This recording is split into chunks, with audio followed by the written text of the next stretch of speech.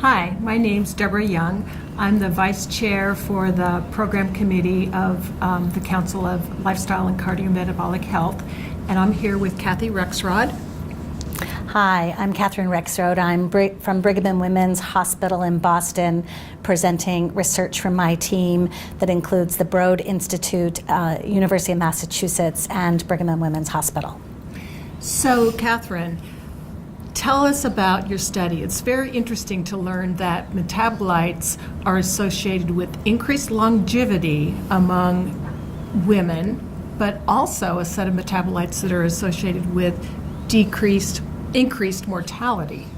That's odd. Can you talk about that for us? Well, we were interested really in taking results that have been seen in animals, that metabolism influences lifespan, and looking at it with two lenses. One, are there metabolites that predict whether you live a long life? We defined it as over the age of 85. And are there metabolites, perhaps some of the same ones, that predict earlier death? And so we're looking at two sides of lifespan. And we do find that several of the metabolites predict increased mortality if they're high and longer longevity if they're low. Wow. So they're flip sides of the same coin, although they don't match up entirely.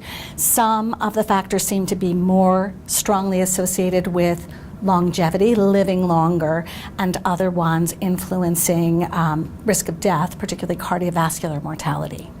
So what do you think, what does this mean to us? So how do we live longer? Well, I think we already know a lot about how to live longer in terms of lifestyle.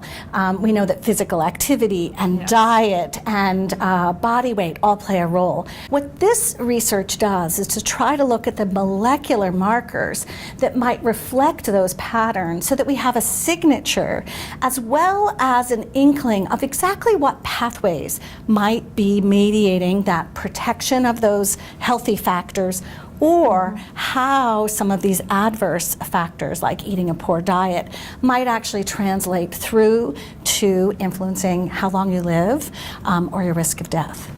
So down the road, there might be some, by learning these metabolic pathways, there may be some new treatments down the road that people might be able to either take as a pill or some other kind of way to increase life, but we're clearly not there yet.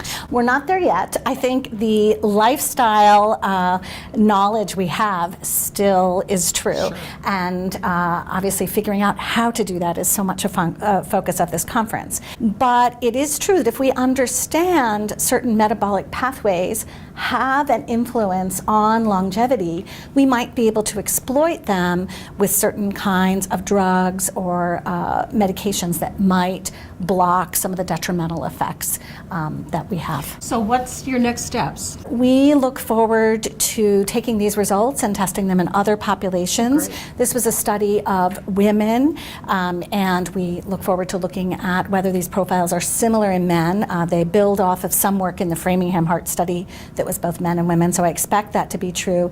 And then I think really trying to understand these pathways, trying to understand metabolism, going beyond just glucose into other metabolic pathways that are affected by diet, by exercise, by lifestyle, so that we can really understand how to really see the molecular basis of those factors on our lives. Great. So it sounds like in the short term, we should continue to eat healthfully, get regular physical activity, and don't smoke. Absolutely. And get your blood pressure checked and your cholesterol checked and whatever else is part of Life's Simple 7. And we look forward to the future when we understand more about these metabolites. Thank you.